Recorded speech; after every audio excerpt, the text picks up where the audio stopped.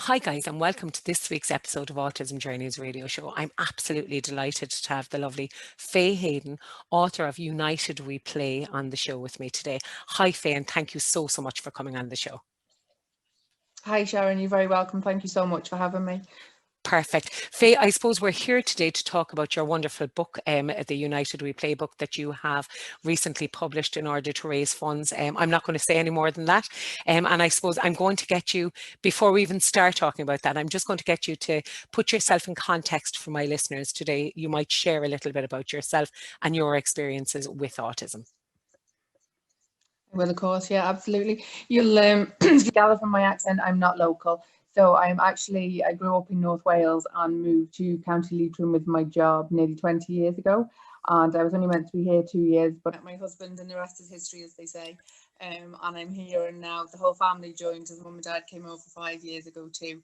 And we have 3 gorgeous children, and my middle child, my only son, Patrick, he was diagnosed as being autistic 3 years ago. He's now 12.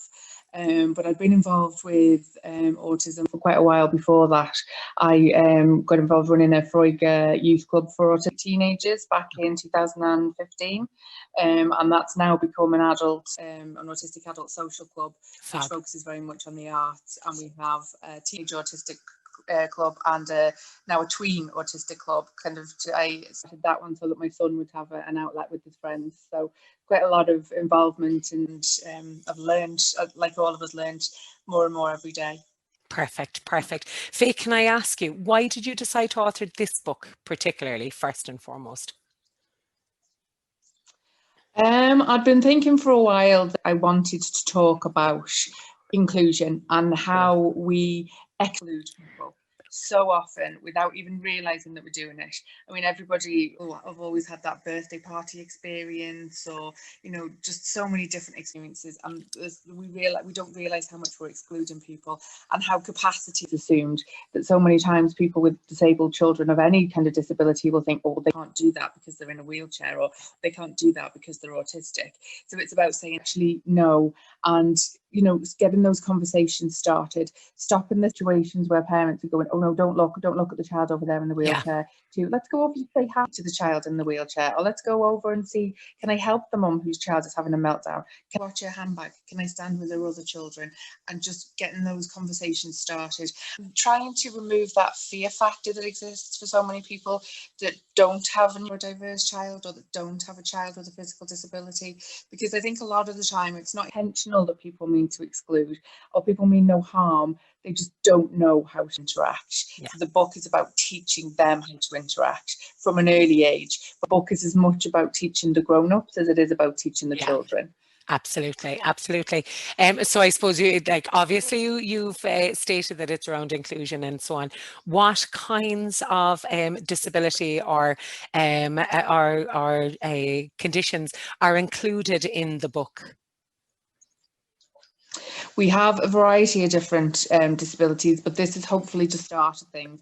I'm already working on volume 2, and we have plans for volume 3, 4, 5 and beyond, because we want to make sure we can explain as many as possible. So in this book, I tended to go with people that I knew, because I wanted to kind of know the children a little bit, so I could write honestly about them and their interests and their stories. And then I approached a few people that kind of with disabilities that I knew were out and about, and a few bloggers and people I'd made contact with over the years. As you build that tribe of people. So we have a little girl with dwarfism. We have a little girl who is deaf and she has a clear implant. We have a little girl who's from down in Cork, Kirsty, who is autistic. That's right. Also has a general learning disability as well.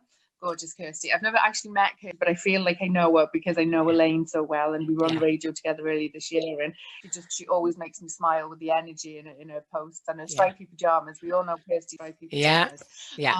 Then we have Riley as well, gorgeous. I do call him Smiley Riley, from down in Cork as well. He's from the My Boy Blue blog. He's autistic. And then we also have my own son, Patrick, is in it. He's autistic. Although I don't focus as much on the autism with Patrick, I focus a bit more on the fact he has ADHD. So I suppose it was kind of looking at the differences that can occur within autism, and the different profiles and the different presentations. Like my son suffers quite severely from anxiety.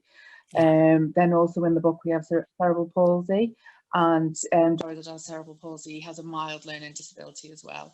We also then have Down syndrome, and we have Duchenne Muscular Dystrophy, which is more, I suppose, the focal point of the book, because all of the money that's raised from this book is to go for 3 young boys who are brothers, Archie, who's 14, and then identical twins, George and Isaac, who are 10. And they all 3 of them sadly suffer from Duchenne Muscular Dystrophy, which is their mum, Paula, who is the most amazing woman you would ever meet. She described it as a catastrophic condition, which it is. They've all been in lockdown since the 4th of March, and it's not showing any signs of letting up for them, because unfortunately, although the boys are in wheelchairs, it does affect their organs as well. They have poor function, poor I can't speak respiratory function, so she has to be, the parents have to be super careful with the boys. So and they're just, I don't know if it's reached Cork, but we used to do the Orange Days locally, because they live local to us in Roscommon, and everybody would wear orange for the day at school, and you would make a donation. And I remember the latter coming home from school with my daughter a few years ago, and I just sat on my kitchen table and cried. Just the absolute devastation that family must have experienced in that 10 minutes, finding out in the doctor's room that all 3 of your children were going to suffer with this condition. And I knew then I just had to do something. And I started writing last year, really, for my own mental health. I was struggling quite a lot, and my GP had recommended me just put it down on paper. And I started writing, and a few scribbles actually then very quickly became 50,000 words. Wow. So I decided I had to do something with it. So I changed it. I talk a lot, and I do that on paper as well. So I created a blog, bedtime stories for mothers and others, and then a book of the same name. And I thought, right, I went on a writing course, and we did a creative writing thing, and I did rhyming couplets, and I love writing rhyming couplets. Ever since the kids were small, I've made up silly songs and rhymes, and I've always enjoyed doing that, and been reasonably good at it. So I thought, right, this is what I'm going to do. So I was in contact with Paula. She loved the idea, and just, it seemed to tick 2 really important boxes for me. So I could talk about inclusion and do something to try and help this family. So that was a really big thing for me. What we decided is now the future books, every volume of the book will go to support a different family with a different disability. There's 2 twins that were going to be in this book, but they're now going to be in the next book that needs some fundraising for their nursing care, and they have something called Fayes syndrome. So the next book is going to be for those boys. And then, we really want to meet as many young people as possible. And, I say meet over Zoom or whatever, so that we want them to be included in the book, because the most important thing is that children can identify with these children, that they can be like, oh, that child actually looks like me. But also that children in the class can see a real person, that it isn't just a drawing, that it isn't just an abstract idea, it's actually a real person that they can identify with. And that's really, really important. Yeah, now I have 2 questions out of that. I suppose the first is, I know that you've mentioned a number of different disabilities or conditions that people are most likely very familiar with, like that cochlear implant or Down syndrome or autism and ADHD and so on. I suppose I'm mindful of the fact that people may not know what, I can't pronounce the word now, Duchenne muscular dystrophy is. So I suppose that's the first question. And then the second question is that should anybody who actually want to potentially contribute to any further volumes, is there a way in which they can do that? So 2-pronged question for you. Definitely, yeah. And the first thing I'm going to say is I missed opposite defiance disorder in there as well. I can't miss out Callum. He's absolutely gorgeous, so that's in the book as well.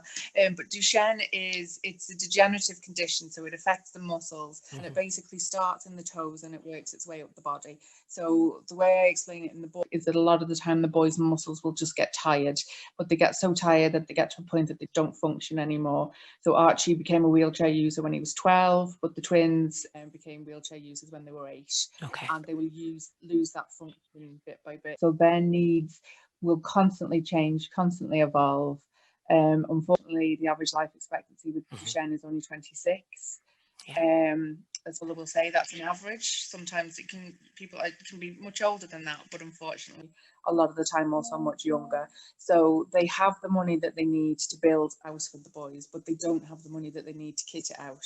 Okay. And I was over at their house recently. We had tea in the garden. We had autumn tea in the garden with a few blankets, because I can't go inside, obviously, with the boys. Yeah. But they are tripping over all of their equipment. They live in a 2-story house. They need a bungalow. And so they need a lot of equipment, and the boys are absolutely amazing. Archie is a typical teenager. He loves his rugby. He's training to be a rugby coach at the moment. Fab. He plays wheelchair basketball. He wants to be a DJ, so he's learning all about those kind of things. The 2 younger boys like soccer and reading, and they want to live their best life. Yeah. And this is about trying to get enough money that they can be comfortable and enjoy the lives that they have. And Fab. They are so focused on doing that. Do you know what? They could teach the rest of us a thing or two. They really, really would. They're amazing young boys and such lovely, engaging children. Good. And in terms of buying the book, we're looking for an Irish supplier at the moment, but it can be bought online. So if you go onto their website, it's www.joinourboys.org. You can go on to buy the book, which is €10. All of the profits from the book go directly to the Join Our Boys Trust, because everybody that's been involved in this book has volunteered their time. So every penny, not every penny that you spend in it, because obviously there's the cost of it, but every penny of profit will go to them. Perfect. And their website is full of different ways to donate. They're doing a pause for the boys on November the 1st. So they're having a competition for prettiest pooches out there. So I'm sure Milo and Willow actually makes an appearance in the book, Riley's autism service dog. So I'm sure they'll be up there for the crown, because they're both gorgeous. But and it's just a walk, run or roll of 5 kilometers on the 1st of November, and posting pictures. And I have to be honest, we have a German Shepherd, Heidi, who is absolutely stunning, but there are some real contenders that might even beat Heidi on the page at the moment, because there's some gorgeous dogs out there. Fab. Fab. Well, I'll make sure to share all contact details with this recording. So anybody that does want to get involved or or donate or whatever will have access to the website directly. I suppose the other question I was asking was, should anybody want to potentially contribute to the volume 2 or 3 or 4 or 5? Will that be will that be possible, or do you have a very kind of a set mix of people already organised? No, not at all. I have 6 participants for the next book, and that includes a young girl who's autistic with the pathological demand avoidance profile. But I'm very keen to get, because I have such an affinity with autism, and I'm very keen to get as much education about there as possible. So people that we haven't had anybody in the book who has maybe more severe autism, and I want people to be able to engage. So it might not be volume 2, but maybe in volume 3, there's definitely scope of people that have other disabilities. I don't know all the disabilities out there. I've recently encountered somebody with EDS, the Danos syndrome, I think it's called. And, we have a deal with albinism, who has visual impairments, epilepsy, so many different ones. But we really want to hear from people. We have an email address, which is unitedweplay1@gmail.com. Perfect. You can email me. That's also for if you know any local bookshops that want to order the book. We've had a few contact us to say, can you send us 20 copies, and we can order them directly. And also schools, because we really, really want to get this into schools. Cool. We were on Ray Darcy's radio show a few weeks ago, and he said this is a book that every school and household should have. Yeah. And it's really important for us to get this into schools. And we're hoping to pull together something that will help, like a teaching guide for how inclusion can actually be achieved, but using the words of the people that are in the book, that I would like to do this, you can do that, because nothing about us without us. It's really important that the voices of all the young people in this book are heard. And nobody better to tell us about autism than autistic people. They really are the experts. So that's how you can get in touch with us, or if you want more information about the book or anything at all, you can get us through that email address. Perfect. And as I say, I'll share all of that contact information. I suppose I've been privy, I've seen the book, I've read it, and there are the most beautiful small people contributing, the most beautiful youngsters contributing. I love the honesty. I love the way in which they're sharing their information. And actually, one of my favorite pieces is, well, actually, I like, we'd say beans on toast. Now I can't remember a specific, but they're like it's not just like there's not just this focus on their condition, that it focuses on them in their entire wonderful sense of, you know, well, I'm a little girl who likes getting dressed up, or I'm a little boy who likes kicking a football around. I think it's really, it really honors the space that the young person comes from. But I suppose, will you tell me then in that, I know that your daughter Erin is the oh jeepers, what's the storyteller, for lack of a better word, the narrator. So will you tell me a little bit about her and the other small people then, I suppose, in the book? Yep, absolutely. Erin is my youngest daughter. She's 7. She's Patrick's youngest sister, and she is. We always say we misnamed this child. We should have called her Joy. She is our own little piece of sunshine living in the house, and I think her picture says it all in the book. Just the look on her face, and you can see the mischief in her eye.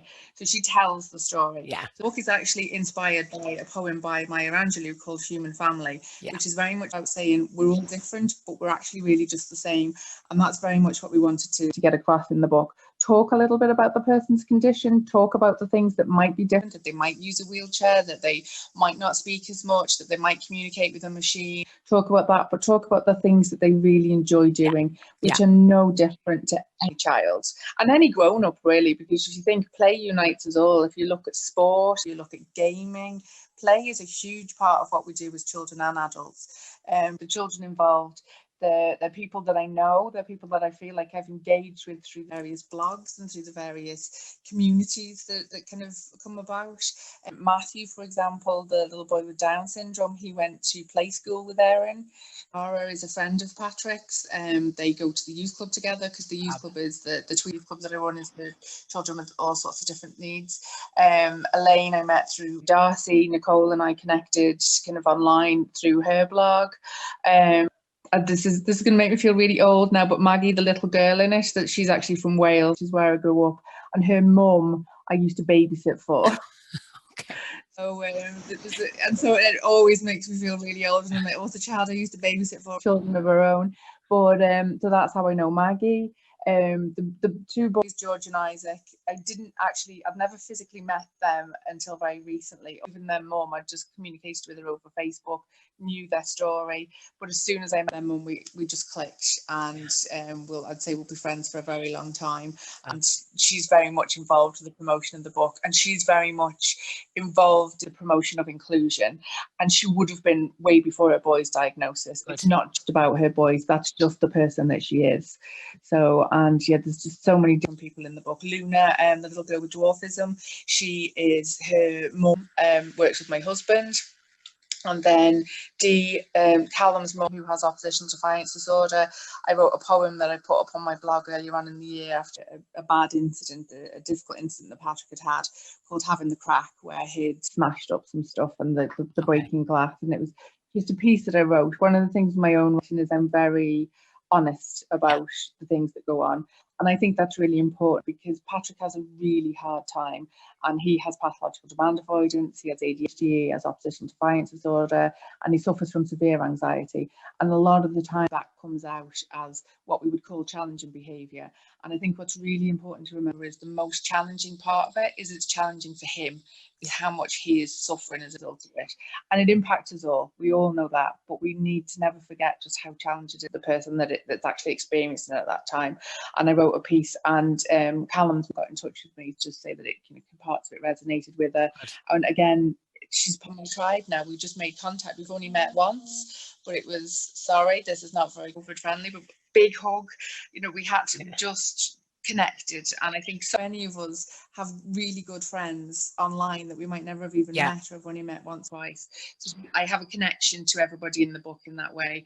And as I said, I felt it was really important, because then I could really reflect the child, that I wasn't just making stuff up. I could reflect every single child in the book. And that is one thing, if we are inviting people to participate in the next book, what we do hope for is that I'll be able to interview the child online, have a chat with them. I don't want it to be secondhand information from the parent. I want to get a sense of the child. Obviously there may be some circumstances, if the child is non-verbal, that they may need the parent to communicate as well. But I want a real sense of each child and who they are, not just about their disability. Fantastic, fantastic. I'm actually very excited for the next the volume 2 plus 2, 3, 4, 5, 6, wherever it ends. Can I ask you, Faye, will you tell me a little bit about the people that you actually collaborated on then? I know that you had an autistic gentleman do the illustration and so on. So can you tell me about that side of the book, please? I can, yeah. Ryan Foraker was one of my original youth club members, and he's always had a really good eye for art and a good talent. We worked on an animation project a few years ago with Leitrim County Council, and they sent artists and animators in with us, and we did a project on litter reduction, and that went. We made a DVD and this animation. It went all around the schools, and that was fantastic. And Ryan really led the way on that, to be fair. So I knew when I was doing this, he was going to be the right person. And I told him everything that was going on. I sent him pictures of the children. I sent him drafts of the book at that stage. And he went away and he did all the artwork then from there, volunteered his time completely free. I'm working on another book at the moment, the Shoebox Appeal, and he's doing all the illustrations on that for free as well. And he's so dedicated and so committed. And so he's done all of that work. Yeah. And then we did have the lady that edited it for me. She's a local school teacher and a local musician. She'd be very much involved in the arts. Nuala Maxwell, she's fantastic. And then Karen Brown, Karen is fantastic. She's actually a life coach, and her son was in school with my daughter, but she homeschools now. And when I was just kind of testing the water on my blog last year and just posting a few things on my personal page, she got in touch with me to say, I want to help you set up a website. She's one of those real giving people, and she had this skill and she helped me get everything up and running. You know, she makes everything happen because you do all this work and you have all of this paper and all of this stuff, but she makes it into something. And she's fantastic. That's Coach Karen Brown. She's really, really good at that. She does a lot of work on publishing and things like that. So she's pulled it all together. And then we had some illustrations as well from children in the local school. Patrick doesn't go there now. He's now homeschooled. Where he did go and where Erin goes. I just ran a small competition during lockdown, just for some art to put in the book, because again, I wanted it to be art that children can connect with, because this book is for children. And I just think as soon as I got all the pictures back in, there's such joy and there's such engagement with those kind of pictures. You know, I'm 44 now, and I go in my mum's wardrobe and she still has a box for my old school reports and bits of art that I did when I was a child. And you know, it's still just really nice to see that, and it is such an emotional kind of feeling that you get when you see that kind of art, because you know so much effort has gone into it. And we wanted to include that, and we're hoping to run a more national competition next time for art to go into future books. And Archie, George and Isaac will be the judges. They will choose what goes into the next books. So because they're still we want them to maintain the connection, and it's great for them as well, because they are stuck at home and they are quite bored as much as they're doing their homeschooling, but it's great they get involved with the different things like this. So we're hoping that they can choose some. The hard part is choosing what goes in with the book. Absolutely, I can only imagine. Do you know, I suppose I'm mindful too, Faye, that I know you've said, like that you said just now, that this book is for children, but I suppose I feel that it's really important to state that this book is a book that will educate young and old, that it is a book that will meet like support understanding for not only small people, or not only those children who may look at it and see like it may have a child with a particular condition in their class, but actually it will definitely support the understanding of adults who perhaps don't quite understand what these conditions mean as well. Most definitely, and that was as much my goal as it was for making this a children's book. And the poems themselves, as you go through the book, will tell you a little bit about the condition. But if you go to the back of the book, there's a lot more about each condition. Absolutely. And how it impacts that person and what that actually means. And one of the things, for example, is when I talk about Riley, that he doesn't speak as much as maybe most 7-year-olds do, but that does not mean he doesn't have anything to say. And that certainly does not mean he can't hear what you say about him. And it's getting these really important messages out there. And I think this is what a lot of adults forget. And it's written in a child-friendly way, but it's also written in an adult-friendly way that hopefully adults will embrace that information. Yeah. And sometimes, you know yourself, you become so bogged down in the jargon of a particular condition. Absolutely. And you'll be talking about it.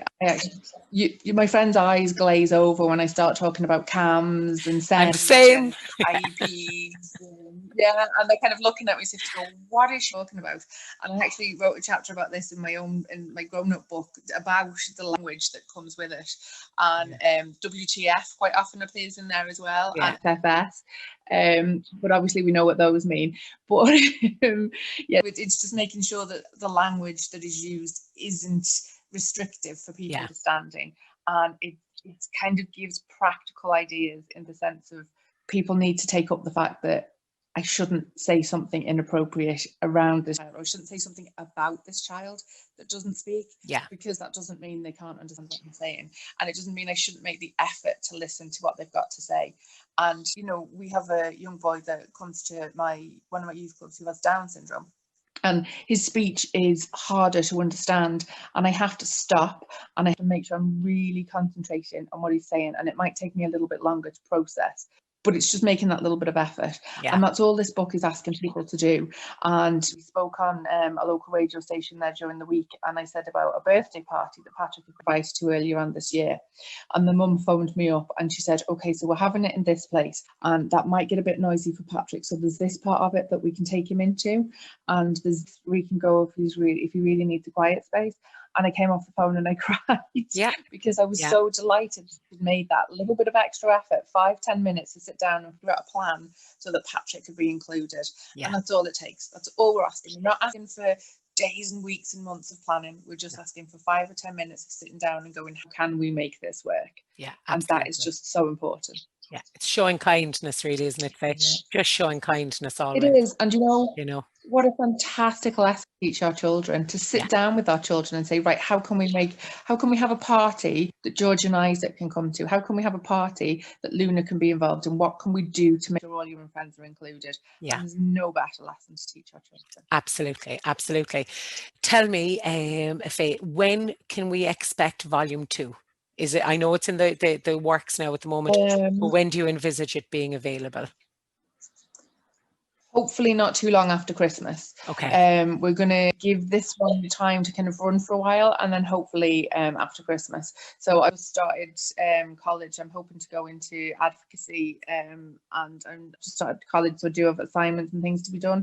But to be honest, this is going to sound, the writing of the poems is quite straightforward, because I love doing it, but it's the fine tuning that goes into kind of getting the book together. This book actually took a year to put together, believe it or not, but it won't take that long next time, because we know kind of what we're doing, and obviously we had lockdown and everything in the middle of it. But we're aiming for after Christmas, and I'd like to have between 10 and 12 participants in the book, so I need 6 more. But just if people get in contact with me, just because you're not in book 2 doesn't mean you won't be in book 3 or in book 4. Exactly. We obviously can't have everybody, but what I really want to try and do is have girls and boys with each of the different conditions, so different people can resonate with different people. And also to have, the book, the very little racial diversity in this book. Callum his dad is Pakistan, so he's mixed race, but other than that, there isn't any real racial diversity. So I would love to have more children of colour in the book, children from the travelling community in the book. We want as much diversity in there as possible. We really, really do. So I would encourage anybody to get in touch. Perfect. So I suppose, will you just tell me again how people can get in touch with you and how people can find out more about this and other projects to follow? The way to get in touch with us is unitedweplay1@gmail.com. Perfect. And I will reply as quickly as possible. If I don't reply straight away, you all know yourselves what this crazy life is like at times. And I am actually having surgery next week, so I'll probably be I might send you all sorts of strange emails if I try to open my email then. So if you are contacting me in the next weeks, it might be a couple of weeks before I reply, but I will reply. And then in terms of the book, if you want to find out more information about Join Our Boys, which is the trust that's set up to support Archie, George and Isaac, that is www.joinourboys.org, and there's a link on the front page which takes you to the book. Perfect. And I suppose just to let people know too, No, just that if people want to, I know some people don't tend to use screen readers, just around accessibility and so on, that actually people can purchase not just a physical copy, but actually an electronic copy via Kindle, the Kindle app or Kindle store as well, so that so should anybody want to access it in that way, that's perfectly available as well. Absolutely, yeah, it's up on Kindle. It's all exactly the same on Kindle. And if there are any local bookshops, local gift shops, they can get in touch with us via unitedweplay1@gmail.com as well. Perfect. If they want to start the book. We've been doing that, and we can just get books sent out directly to people. That's fantastic. Faye, thank you so much. Thank you so much for having me. I really enjoyed it.